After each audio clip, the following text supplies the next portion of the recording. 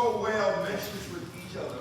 We have our strengths, we put all that together, and you all, I just want to thank you all personally on behalf of James and I as co-chairs for the great work that you're doing. So we want to look at this, and so as we look at where we're going right now, we're just looking at, and you'll get, as far as the education committee, and Donnie, you told me this was supposed to go forward, it ain't going forward. Okay. All right, this Donnie's going to get us straight, okay? As far as, I'm just going to do a general overview, and just bear in mind, as we know, the impact of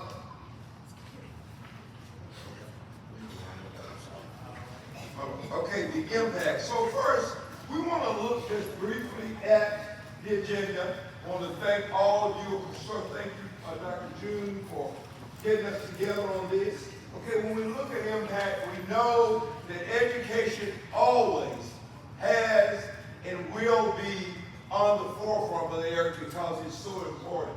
So we're going to look at, as we go through and talk a little about educational budget cuts, the impact of higher ed, the impact, you all on the ever moving forward impact of AI, and then Co-Chair Shaw is going to come in. It's just what we're going to talk about some takeaways. We always want to leave our meeting with some takeaways. So first, I'm just going to talk a few minutes, and then our individuals are going to go through it. We'll have a first talk about the impact of budget cuts. We all know that from Director Eric of being Head Start, public ed, all of it, we know the budget makes a difference.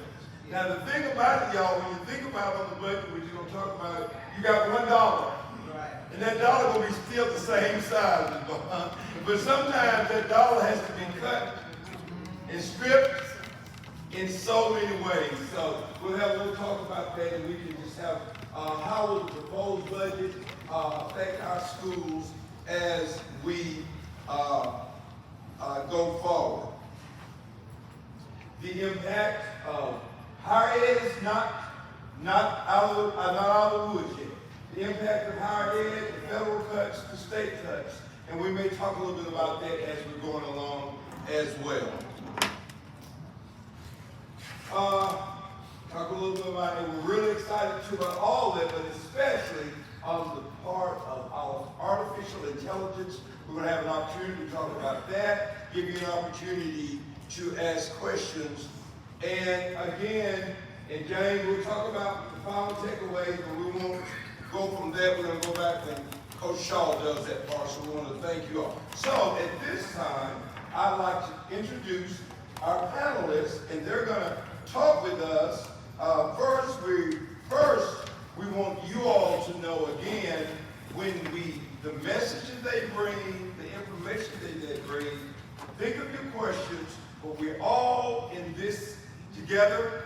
We're all in, so we want to make sure everybody is understanding. I may not necessarily agree with maybe what June would say or what someone else would say, but we want to make sure that we are in all this together, because ultimately the impact affects us all as big.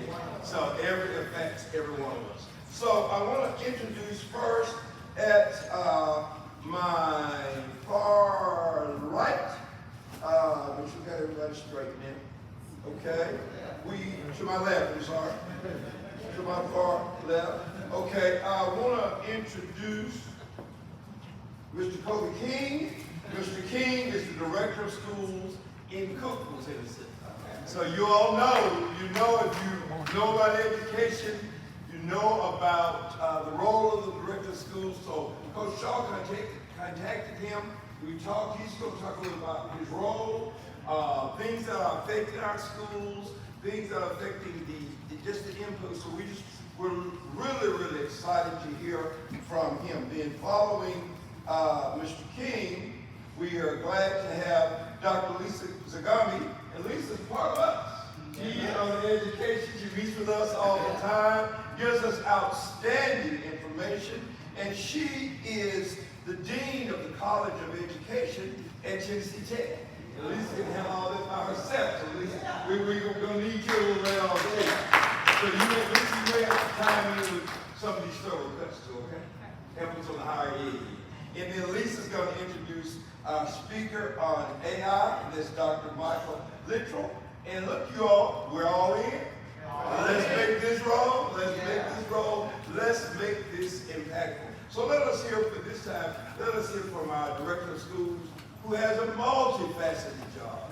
I mean a multifaceted job. So, Mr. Director, you come on, introduce your person, and no right or wrong, you can handle it. Thank you. Dr. Lee, it's an honor to be here this morning and speak to all of you. I want to thank my friend Tom Savage for calling and asking me to join the group this morning and connecting with Coach Shaw. And I met Coach Shaw for the first time just a few minutes ago, but we've had a chance to talk on the phone and text several times over the last few weeks. And he gave me kind of a rundown of things to discuss this morning. So, Coach, I'm going to try to talk through this, and I hope I hit what all you want. And also with me this morning, my executive assistant, Ms. Malaysia Talbert, who keeps me in line. Make sure I'm going to I got one question before you start. Yes, ma'am. I'm a school board member, so I always do details. Do you have a city and a county here, Putnam County? Just Putnam County. We're all, yes, ma'am. So you got all? I got it all. All right. The whole county. And we're going to talk about that a little bit. So, as Dr. Wood said, I'm Corby King. I'm the director of schools here in the Putnam County school system. I grew up in Lawrence County, just a little, a couple hours or so from here. Mom still lives down there. My whole family's still down there. I came up here to Tech to be an engineer. Realized after a couple of years that my mind just didn't work that way. And I had a semester or two. I struggled a little bit. Mom and Daddy said, "You're either going to figure this out or come back home." So I what am I going to do? And I thought, I always liked school. I was officiating high school baseball and basketball at the time. That's where I met Tom. Tom raised a bunch of us, got us around town, and I liked being around school. And I liked the energy of being around school. I was a pretty good student when I was in high school anyway. And I thought, maybe that's what I want to do. I want to be a teacher.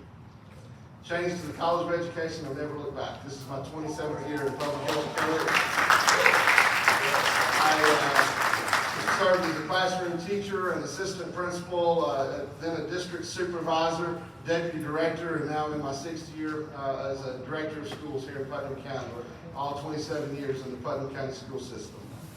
And over that time, I've been very blessed and fortunate to work with some amazing educators, teachers, administrators, support staff who lead with their hearts and just love kids and support our communities. So we're all in on public education, and I'm fortunate in Putnam County that we live in a community that does believe and support our public schools. In the Putnam County school system, we're the 14th largest school system in Tennessee, out of 147 districts. We have 11,500 students in our schools, 11 elementary schools, 4 middle schools that serve grades 5, 8, little one conventional, elementary or mostly pre-K4. Then 3 traditional high schools. We also have 4 non-traditional schools. We have an alternative school, a virtual school, an adult learning center, and an adult high school as well, all of our non-traditional schools. Next year, we're excited to open a new pre-K learning center, early learning academy. It's going to serve our pre-K students. We have around 400 pre-K students in one location. We're renovating an old elementary school to make that happen, so we're really excited to bring that online next year. We have a large need for child care for pre-K.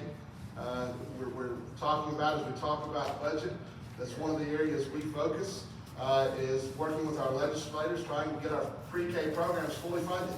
It's been a struggle. We made it a long ways through the legislature and the General Assembly this past year. We thought we were going to get at least the special education pre-K fully funded. It got cut kind of in the last minute, seems like, in the General Assembly. But we'll make another push this year, hoping to fund our pre-K. We know we have to give students and families a solid start. They're not coming from the same starting point. In Putnam County School System, we have, as being a large system, we're the 2nd largest employer in Putnam County, right behind our hospital. We have a city-owned hospital here in Cookeville Regional that's the largest employer. Like a lot of your small counties, the school system is the largest employer. Yeah. And we're the second largest in Putnam County. We have 1,800 employees. Around 1,000 of those are certified, and then the other 800, a little over 800 are non-certified support staff members. Our general purpose school budget's $129 million. That's a combination of state and local funds, around 70% state, 30% local. On top of that, we also receive $8 million in federal funds. Our school nutrition budget is just under $10 million. And then we have a self-funded school-age child care that serves our students from 6 a.m. to 6 p.m. before and after school care that parents have to pay a portion of, and that operates at around $2 million a year. So we have a pretty significant budget here in the school system.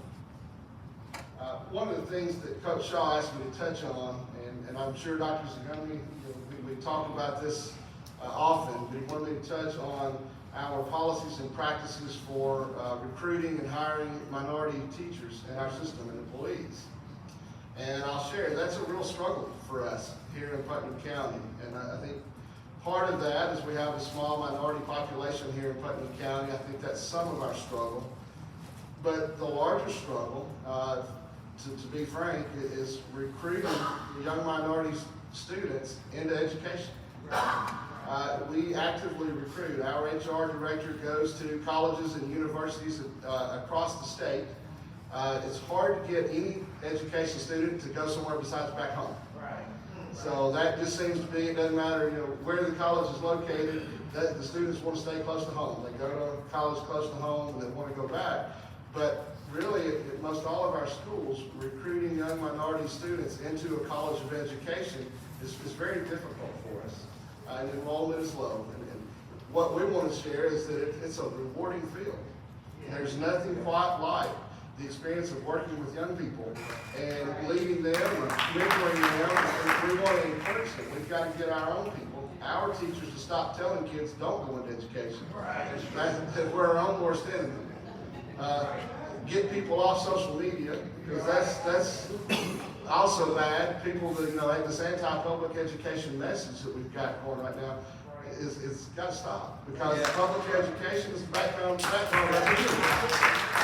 So I'm open to suggestions and help, but that's, for recruiting, getting minority students into the colleges of ed, because we do have students, minority students, who would love to have someone in front of them that's coming from a similar background to what they came from. And it's something that we need, and we would absolutely love to recruit and do our part to help bring more in. Coach also asked me to talk a little bit about the funding and our approach, and I'll talk briefly about this. The new TISA formula that's been around for a couple of years now from the state, that actually was a benefit to us in Putnam County. Not all school systems can say that. But for us, it brought an additional $13 million in state funding to Putnam County. But I think we were funded a little bit low before that, so we saw actually a benefit from TISA. But our enrollment is declining, and that's one of the things that we're losing students to homeschool like other systems or private school. And we're offering some great programs. We're seeing higher academic gains than we ever have. We're providing more work opportunities for our students in our career technical education programs than ever before. We have really good experiences and opportunities, more dual enrollment partnerships with Tennessee Tech, Ball State, TCATs. Our kids are getting the benefit of that, but we're still losing students to homeschool and private school. And so with TISA being a per student allocation, we do have some concerns that as we lose students, and we lose funding from that we will have to cut positions, and that will be a difficult thing for us to manage. We still don't really know how the vouchers impact us, how they're going to impact us here. There's a real lack of transparency around that, and I know you all hear a lot about that. It's a struggle that we have. We're asking for more. We don't know what students in Putnam County received vouchers, which ones didn't. They're not going to give us that information. We would love to know. We know that we have one private school here in Putnam County that does accept vouchers, but we don't know how many of the students that are enrolled there are on a voucher, which ones the school doesn't have to give us that, and they're not, the Department of Ed's not either. So it would help us to know, but it's really hard to analyze the impact, not knowing how many students we have actually receiving them. We don't know if the students who are receiving them were already in private school, and now they're just getting that funded, or if they left the public system because of the voucher. Yes, sir. How can there be a lack of transparency in the state money going to private schools? That's a great question. They won't tell us. Yeah, it's a great, I cannot answer that. We asked the exact question, and the exact same question. We also think that they ought to be held to the same standards. They hold us for accountability. We talk about all of the testing, the things that we know puts a lot of strain on students, a lot of strain on families, a lot of stress on our teachers, a lot of superintendents. What's that dining going to look like when it comes in? Am I still going to have a job? Those are real things. It puts a lot of stress on our teachers, and they do that to hold us accountable, but yet the students receiving vouchers, the schools taking vouchers don't have any of those accountability measures. So that's a real struggle as well. I can't answer that. I mean, Sure it is. yeah, it's a That's the difficult. world we live in. Sure It is. It's separate money. Yeah, it's a difficult situation for us, but we're going. It's a hand that we're dealt. So we're going to keep doing the best we can with what we have. The federal stuff that's going on right now is a little unnerving. We keep a close eye on that. You heard earlier we have a federal budget of a little over $8 million. That supports our special education students. It supports some of our career technical programs, but it also supports our migrant families, our students who are most in need, and our poverty students, poverty funding from the title programs. So as they talk about cutting federal education programs or certain grants, it impacts the students who need it the most. So that's a real struggle. It's something that we really keep a close eye on. We've already lost $17,000, $18,000 over the last year in Perkins grants, another $30,000 the year before that. Again, we can manage some small cuts through reduce some staffing, some professional development, things that we think that we know benefits our teachers. But we try to do the best we can to keep that from getting to the students. However, if that funding continues to get cut, what we have tied in Putnam County, and I know a lot of systems around the state similar, we have teachers that teach the students who are coming to us from response to intervention, trying to keep them from entering special education classes and programs, tutoring. There's a lot of positions, a lot of money tied up in our federal funds that we know some of the academic gains we're seeing are because of those programs. And it would be a real loss to our students if we lose those. Thank you for having me here this morning. I'm not going to spend a lot of time. I know Dr. Zagumbi and Matt, these guys have got a lot better stuff to talk about this morning, but I'm happy to answer questions. But just tell too a little bit, you said the loss of the Perkins. Tell what Perkins funds. Perkins is our career technical education programs. It's our workforce development. High school, when I was in high school, we called them our vocational classes. And now we call it career technical education, but it's automotive. We've got cosmetology. We've got 16 different programs. We've got tons. Preparing our kids for workforce, getting industry certifications. So the loss of those funds impacts the programs. Let's give you some.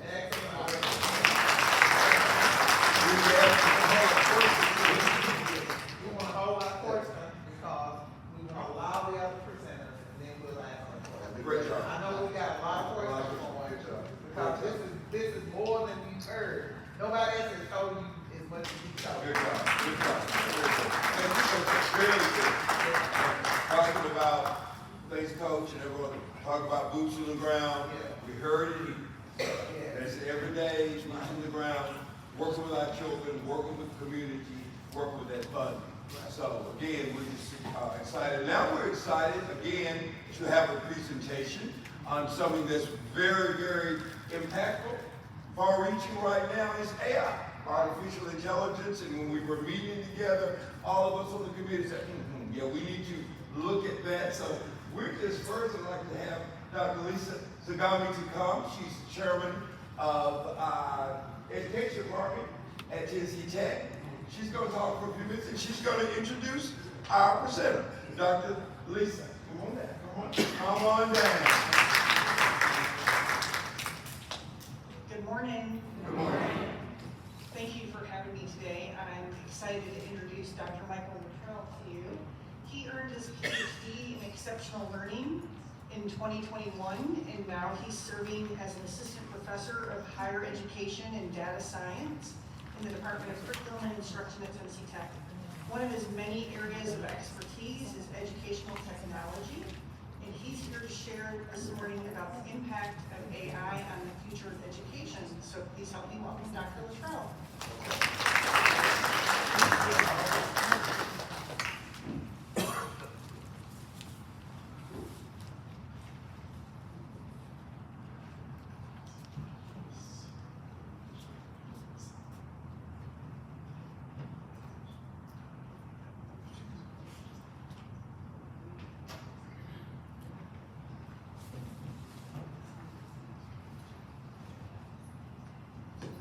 Okay.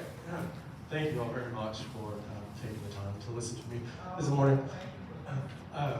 Bear with me a little bit. I've got a little bit of allergies going here in fall season change, but I wanted to try to open this up in a way that could immediately kind of communicate what AI is in a very practical way.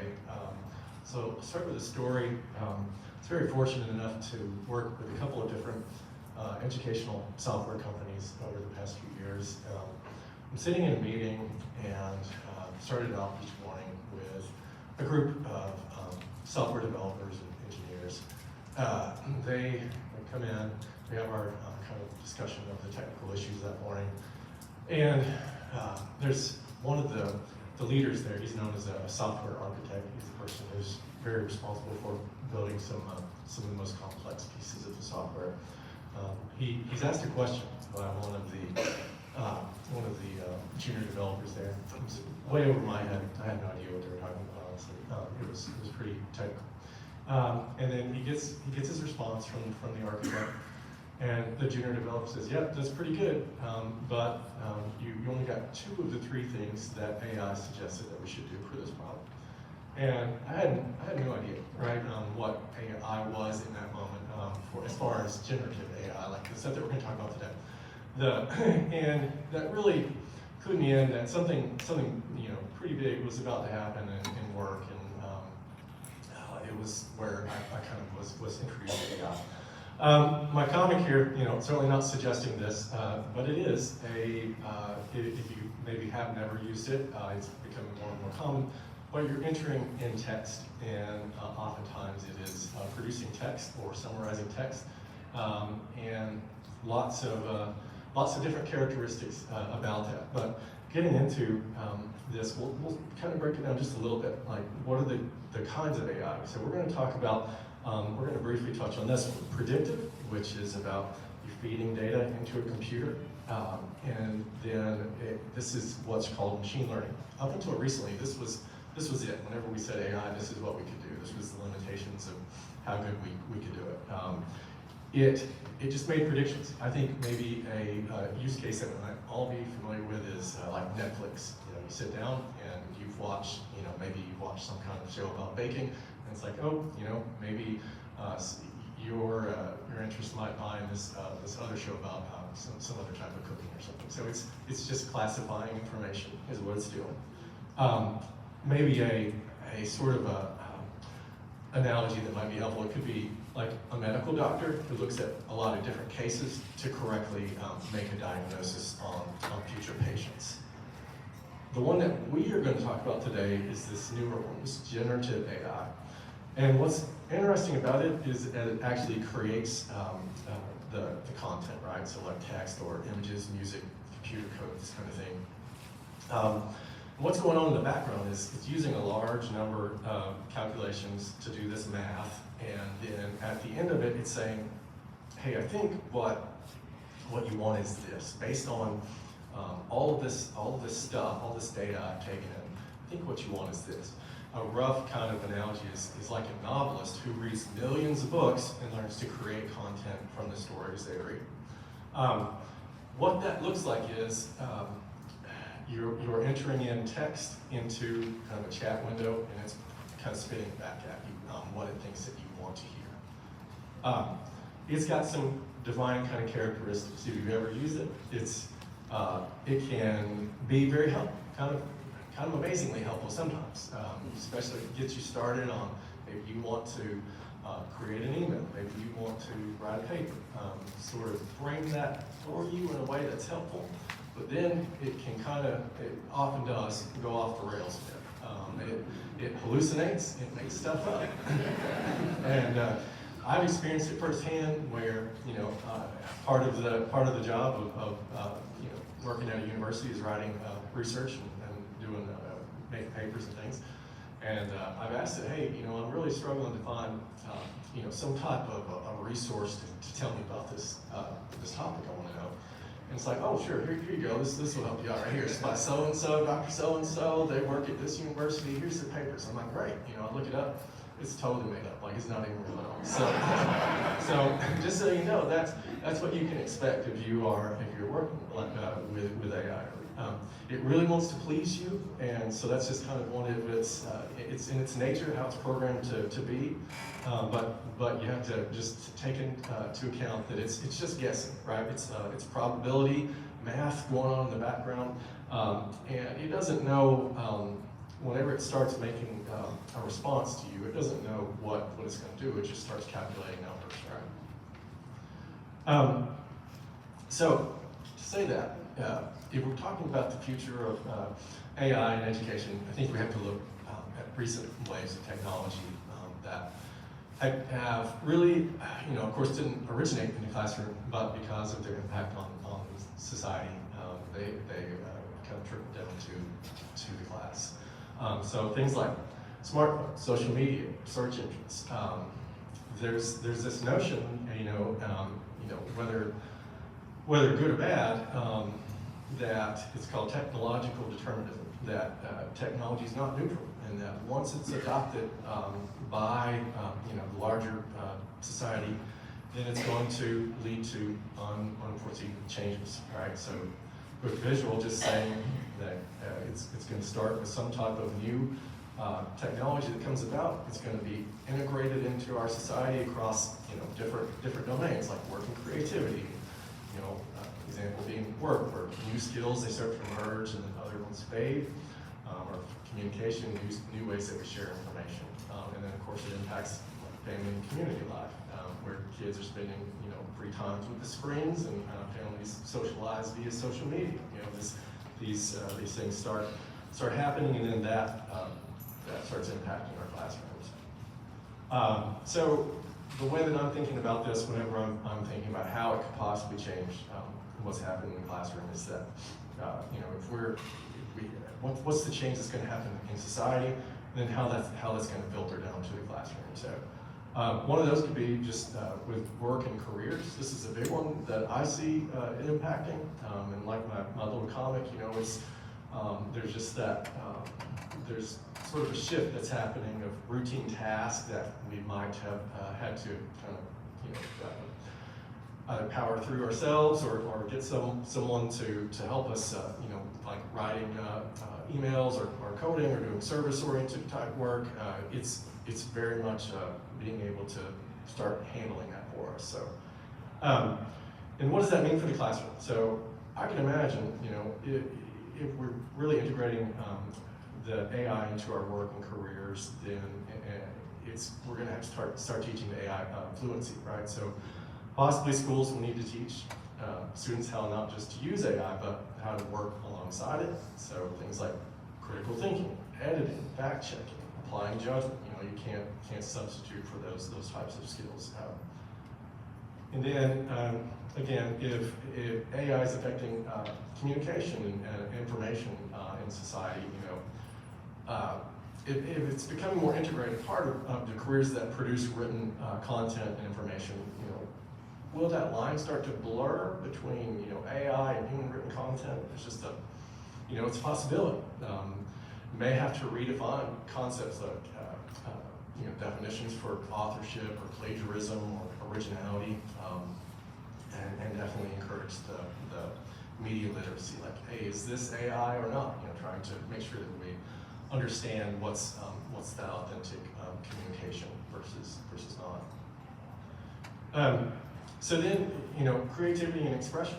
I think this is a domain too where maybe authenticity is really valued. Right? We want to make sure that our music or our art or our creations are human-made, and I think there's been maybe some positive times in society where it's pushed back against, okay, this is obviously made by a machine and it doesn't move me or connect to me in the same way, which I think is probably a good thing. But it could be if AI is something that is more and more common. How will authenticity be taught in creative arts and in the classroom? And then if generative AI is trained on the works of others, what could it be? And it's used in the production of new creative work. Then, who owns the rights to that? So, just kind of an interesting question that's coming about as we start to use AI more and more. And then if it affects learning, maybe integral to learning and problem solving, like YouTube is. Maybe you ever have the issue like me around the house, and you just kind of want to know, hey, how do I fix this problem with my sink or something? Then we're going to have to ensure, it seems like, that student work is not only, hey, the final answer and then showing your work, but if you're integrating AI into that, what steps did you take to verify that it's not just hallucinating and giving me wrong answers? So I think that's, again, going back to making sure we're getting the good info and the authentic information. With that said, what could we do here in our planning, right? Maybe we've learned some lessons, right, from social media and smartphones and how that's impacted us. Maybe we can get out in front of this, and instead of just accepting it and saying, okay, where's it going to take us, and letting it sort of have its way, we will start having considerations about data privacy. What's the age-appropriate responses and contents going to look like? Who's going to be in charge of saying what's appropriate for different age groups, for different communities, and making sure that we're not overly reliant on it, right? We want to make sure that we definitely enforce that human connection. There is no substitute, for that real human teaching, right? For the guidance, the empathy, the mentorship. You can't automate that, and there's no way that we got to make sure that we're not using AI in a way to substitute that real connection to people. So I think keeping humans in the loop, and for as much as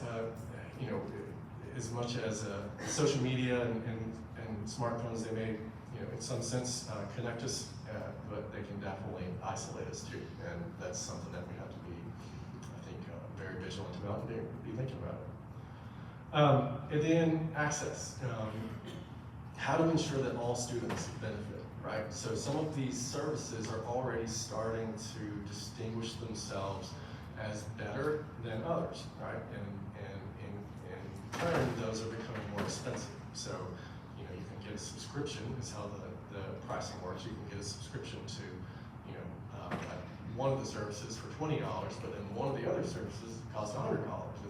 Why is that? What are they getting there, and what kind of access should that look like? And then that's going to be decisions that are made at the district level, and how do we ensure that kids that are coming to school, it's not just the subscription perhaps that they have the access to, but it's the ones that we want to make sure that everybody's getting treated fairly there. And then as a quick visual here, in these last couple of slides, this is one way that it's being used for teachers right now.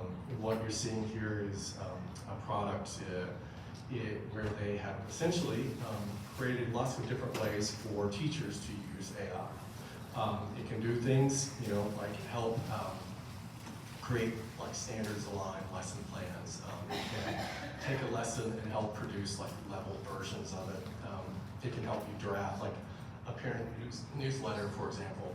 All of these things, you know, might be helpful use cases. You know, just we have to see. It's still relatively new, and there's still lots of research going on about it.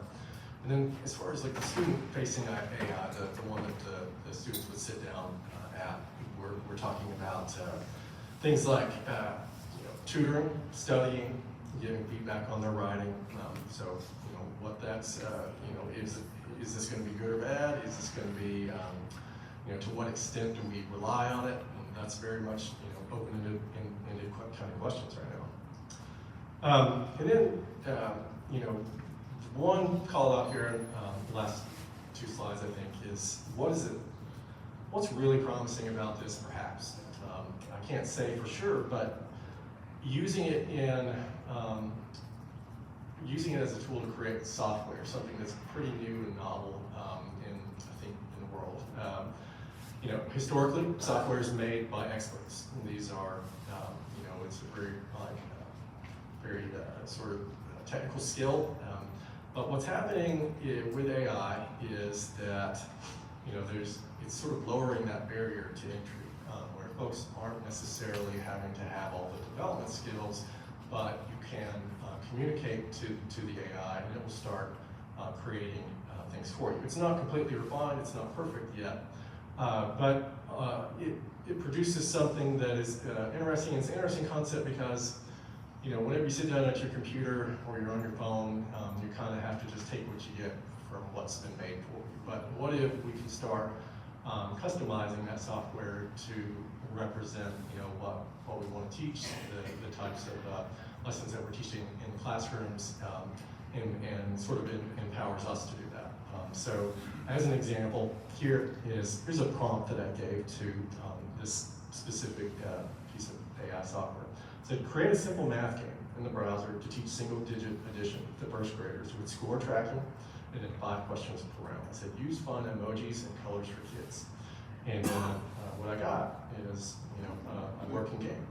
Usually this would take this would take a developer a bunch of hours to sit down and do.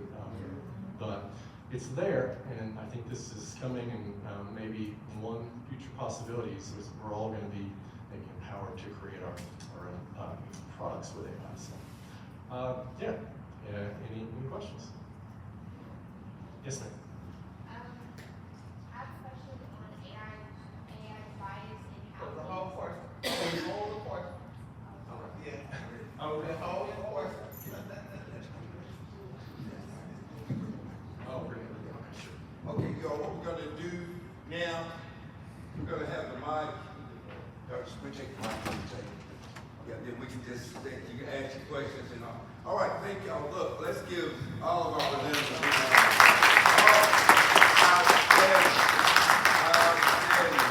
Just very enlightening. We should all be strengthened. Just information is so powerful. It is so powerful. So now, we'll ask the meeting members that y'all just make sure when we have questions, make sure we get a chance. So I believe Bergama had the first one, and we'll go from there. No. Who was it? President right here. Yeah. Oh, I'm sorry, Mr. President.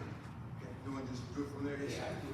My name is Elton Jones, and I'm the Fed Songwell WCP president. This is to Dr. King. Does your county commissioner fully fund the public school district, and how does your school board feel about the voucher program? Thank you for the question. So, we have a really good relationship with our county commission. Do they fully fund everything we want? No. There's a back and forth every year. We meet, our school board, county commissioners, we have a joint work session. We work together, our CFO attends the meetings. And we try to maintain a good, positive relationship. Is it everything we want? No. Is it what we need typically? Yes, we do okay. So there are always things that we have to make decisions on and prioritize. So that's kind of tough. But I also know in our local community, the tax base, the things they're faced with when they have to raise taxes and raise taxes on our families, they're in a tough position as well. So it's part of my job is to advocate for our schools for what we really need. And I assure our commissioners when I meet with them and present our budget that, what I'm asking for, and I outline the need and what it is. So if there is an increase, and typically it's for personnel. 85% of our budget is in salaries. So that they do well. Now the vouchers, our school board was one of the school boards who did a resolution opposing vouchers. They're very much opposed. We communicated several times with our local representatives. They still voted to support vouchers, but I think they had a lot of pressure in the party. But our board does oppose vouchers as well. Maybe I should have said, they fund more than the state required. Yes, sir, they do fund above the state required. Yes, sir. Yeah. But I think this idea is a great idea, is having a joint session with school board and commissioners, and then that lets you all be on the same page. Mr. Bruno and I didn't have a joint one with the commissioners, but we would always talk prior to what we're gonna need to do. I think that's the key important piece is you gotta, you're both elected, you're both government, you gotta try to make it work. Yes, ma'am, thank you. And really, we get in a room like this and we just set up a big, tables in a big, square typically. We buy a bunch of pizzas, we set it, in the evening, and I go through the budget priorities, the things that are that we've noticed in our strategic plan. This is where we are, this is our next steps, this is what's coming down the road. And let them ask questions, let them go through, hey, we can do this, we can support this. No, let's talk a little bit more about that. I'm not sure I can support that, but it gives the commissioner and the board members an opportunity to discuss back and forth. I'm appointed, so it's a little bit different for me. I have to take the direction from my school board, but it gives them a chance to interact directly with other elected officials. So. Thank you, Mr. President. Jimmy Garland, Vice President for the Tennessee State Conference. Also a school board member in Montgomery County School System. Hey, I'm talking to the principal or the superintendent? Yes, sir. Have y'all thought about trying to integrate, grow your own into your teaching program? Yes, sir, we have. You guys have got a great secretary, Dr. Luna, there, We have. We do use the Grow Your Own program. We partnered with Tech when it first came out, and then there was some funding issues, and Tech's not supporting it. We still partner. We're actually partnering with ETSU and Ball State at this point. We have 8 candidates right now in the Grow Your Own from a cohort last year. We're starting a new cohort this year, hoping to fund another 6 to 8. These are, for those who aren't familiar with the Grow Your Own, these are teaching assistants in our schools, people who are really good with kids, that we know have a heart for students, who work, that just for whatever reason didn't have the opportunity to go and further their education and complete the teacher prep courses. So the state, through the Grow Your Own grants, pays for their tuition. We pay their salary as an assistant, so they still go to school, then they take classes at night, and the grants cover that. So really it's a no-cost opportunity for the candidates to go through Grow Your Own. We get to work with them, train them, so at the end of the day, we do ask for a 2-year commitment. We do put some money in to match the grant, but we ask for a 2-year commitment that if you complete this program, and we offer you a position, that you fulfill that job for at least 2 years for our portion of the funding. Do we have a question right behind you? Fish right y'all able to count. For Director King, have you all, as a body of superintendents across the state, addressed with the state board and with the state education committee, the lack of transparency with the vouchers? And part 2 is how is HR1 currently affecting your school system, and how do you see those impacts? I can tell you, I answer for y'all know. I think, Toss, we individually, collectively, have we met with state board? Collectively, no. But as a group, TAWS, we meet twice a year with conventions. One in Gatlinburg, one in Nashville. And Nashville's in February while the General Assembly's in session.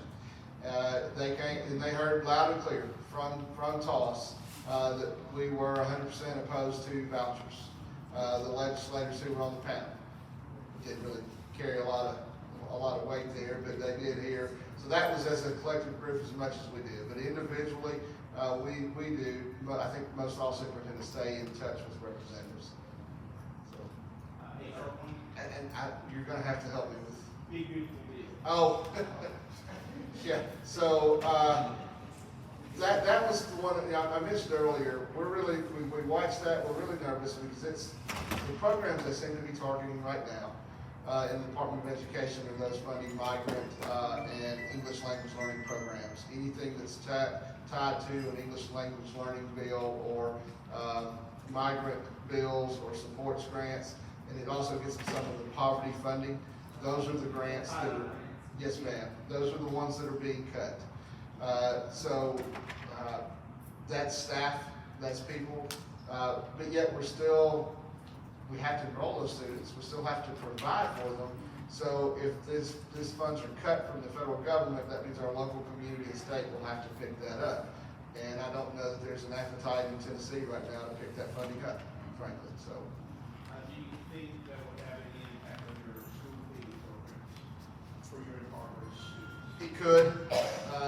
Right now it is not, and school nutrition seems to be one that they're not touching, and it seems to be every year a bill in the General Assembly to fund and pay for school lunches, school breakfast, school lunch.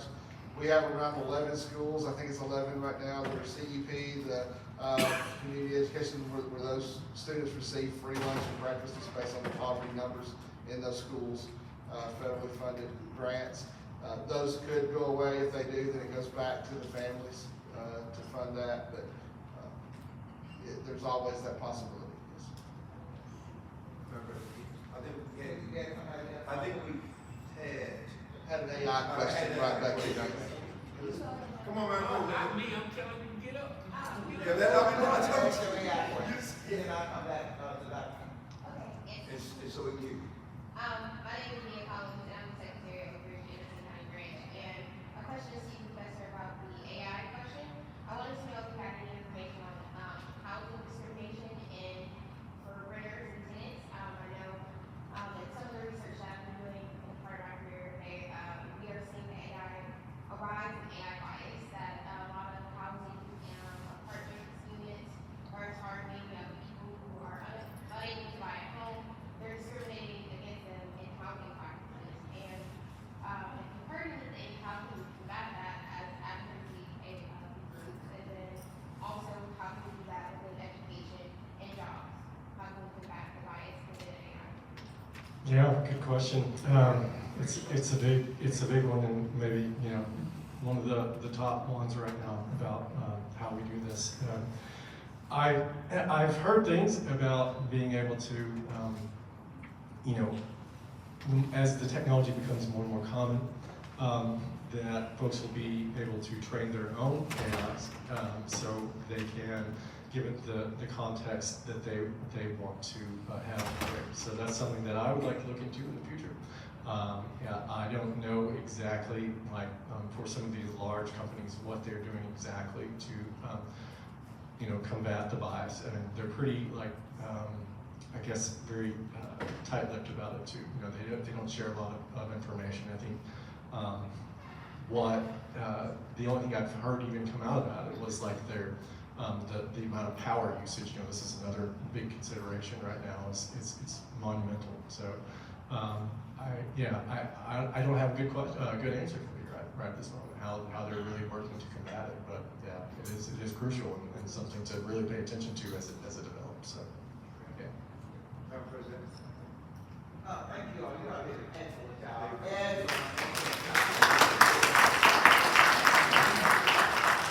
So that it looked like you were on the hot seat, and I understand.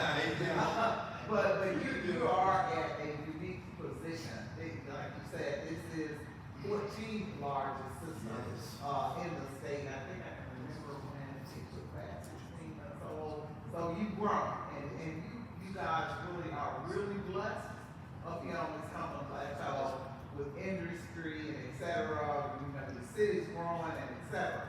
My question to you is, have you thought about it? You talked a little bit about TISA. You know, I got a soft spot for TISA. I'm one of those governor appointed to try to come up with that new system, because the other one was broke. But have you thought about, as we look at defunding the Department of Education and some money that we used to have for titles to do some things, that we won't have it? Have you thought about how you would reach out to your industries and companies in your community to help maybe get some more funding to save some of that as you go? I know you have, but just talk to us a little bit about what some of your thoughts are. We have, and what's difficult for us here, and we are very fortunate, very blessed with those. But in Putnam County, and it's a little different, I think, systems across the state. You know, but one of the things here, we, through our school budget, our general purpose budget, we fund our personnel, we fund salaries, benefits, those type things.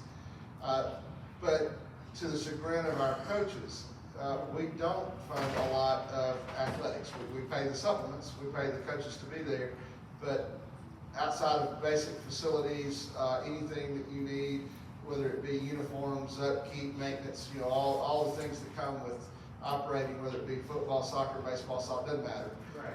That's what we lean on our businesses. Okay. And so they really carry the burden of weight to help our extracurricular activities, whatever that might be, through support organizations and things. And so our businesses are very generous in that, and they often get it. We have 3 high schools, and our 4 middle schools all have teams.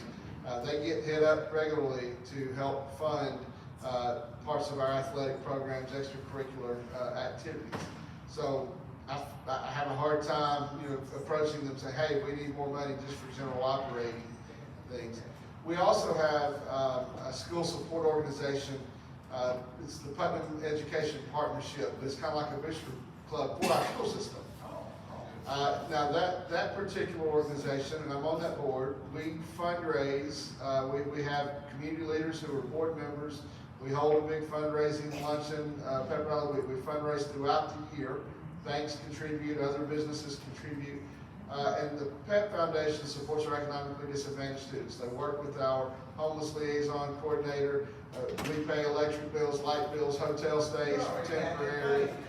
So the PEP Foundation plugs a lot of those gaps that our title funds would lose. And that's community-wide support, not just our businesses. And people can give monthly, annually, or even make a one-time donation, whatever that might be. And PEP does a lot of really good work. A lot of our churches support that. We have a backpack program that our students who have food insecurities, they fill bags of food every Friday, and they take them home on Friday afternoon, so they've got food for the weekend. And our support organization manages that through our churches. So, yes, ma'am. I think it was here first, and I'll come back over here. Hi, I'm Betty Mansfield from Anderson County NLACP. I'd like to know if you work with industry to get them to put pressure on the legislators to keep the funding up for schools, and, you know, for better education, for, you know, the work they need it for them to do too. I don't, and that's a weakness I have, and neither does really the board. I really try to stay out of the politics to what extent I can. And it's difficult. I do throughout the legislative session. I do email our representatives weekly through the session. I take what we get from TSBA or from TOS with what bills are coming up in the next week, what's going to be debated, and I want them to hear our position. And I answer on behalf of the school board and copy the board members, so if they disagree with me, they can speak up. But I tend to stay in step with the school board. That's my boss. So I stay in step with what they expect. But I do send our legislators just so they hear where we are. But as far as reaching out to the businesses and industries, I let them. I don't. And so, a comment about Corby and really Dr. Lisa. We appreciate the position that they're in, but we know the climate that we're in. Yeah. And so we try to make sure that we don't put them out on Front Street, require something out of them. And because they help us. You just would, behind the scene and come up front when they can, when they won't get criticized.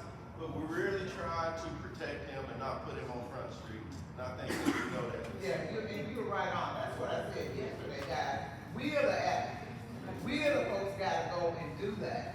If businesses do it, guess what? They will be trying to get, maybe put in a whole new, improvement, a new plan. And guess what? All of a sudden, stuff stalled at the state level.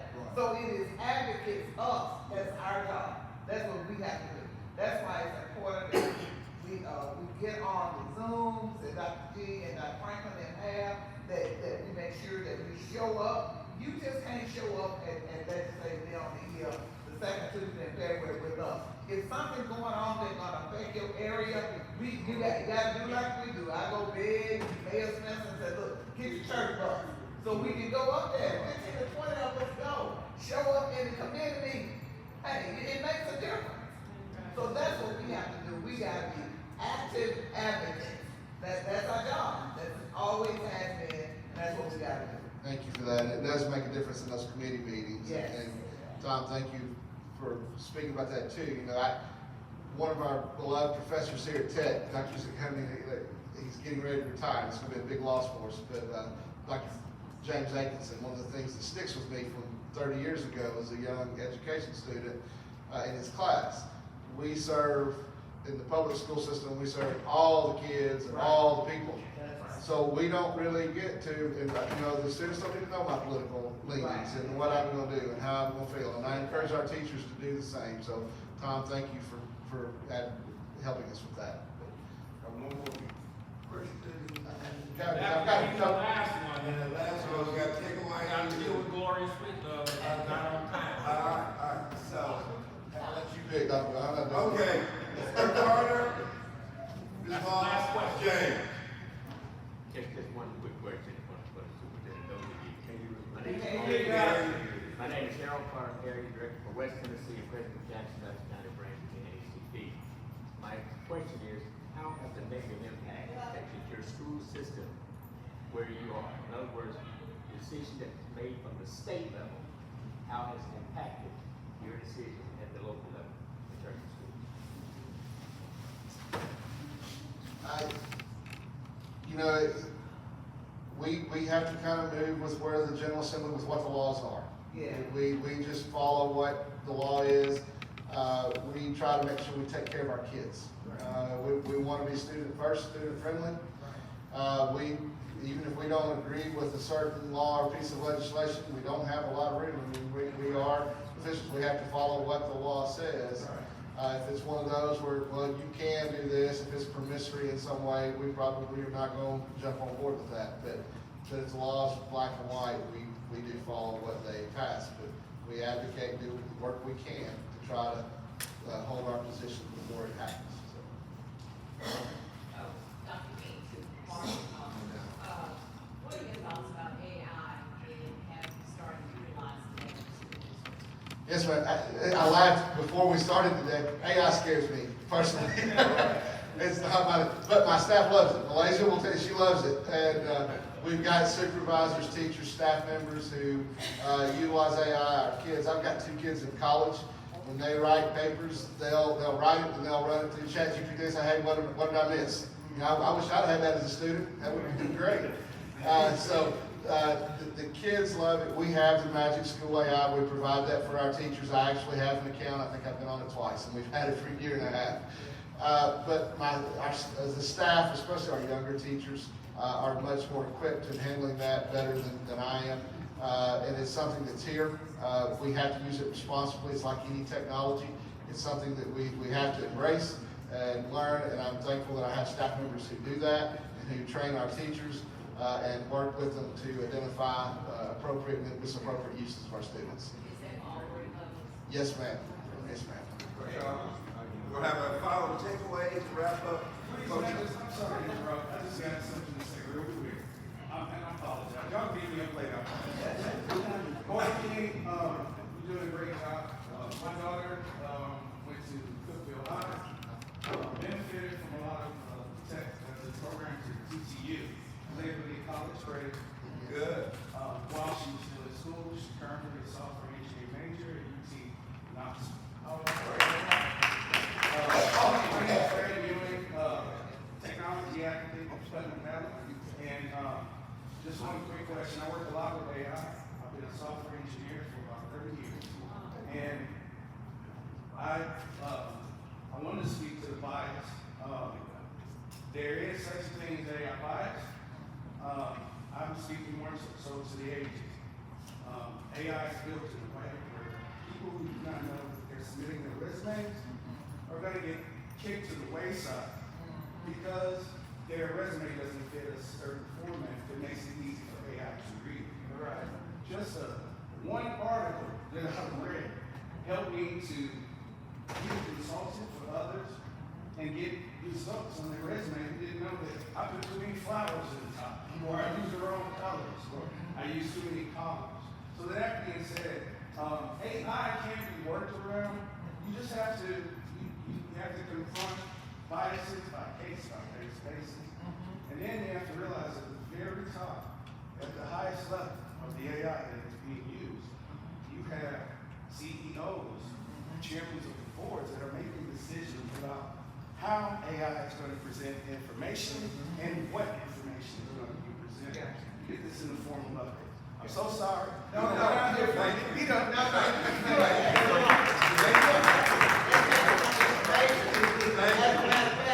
want you to do us a class.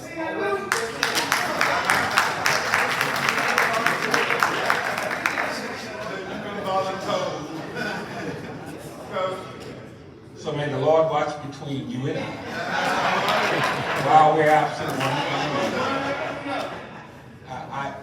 We don't have time to share the other information. There's a group coming in behind us, and I certainly want to be respectful of that. You've heard some wonderful information. We got some wonderful information, and sir, when you stood up, I said he needs to ask a question before he gets put on program. And he didn't ask a question, so he got put on program. Thank you all for staying. I want you to do me a favor. I'm taking a 2-minute favor I need from you. I want you to stand up and I want you to ask the person next to you, what will you never do? Just stand up and whoever's sitting next to you, ask them, what will you never do? You got 1 minute to do that.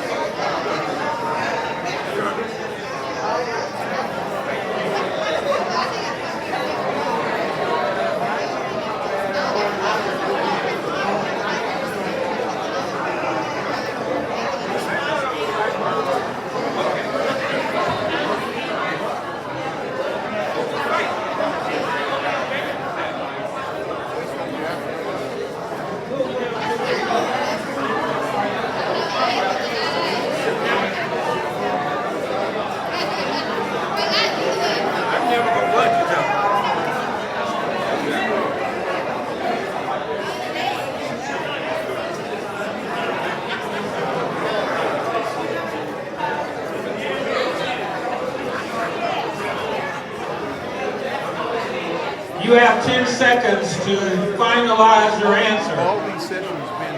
10 seconds. 9, 8, 7, 6, 5, 4, 3, 2, 1. Thank you, ladies and gentlemen. We are going into our next session now. And every time I do something, I learn something. So I won't tell you what the gentleman in purple told me. Not yet. Thank you, sir. I learn all the time. All right, whoever is coming up next, and I don't know, Dr. Sweetlove has it.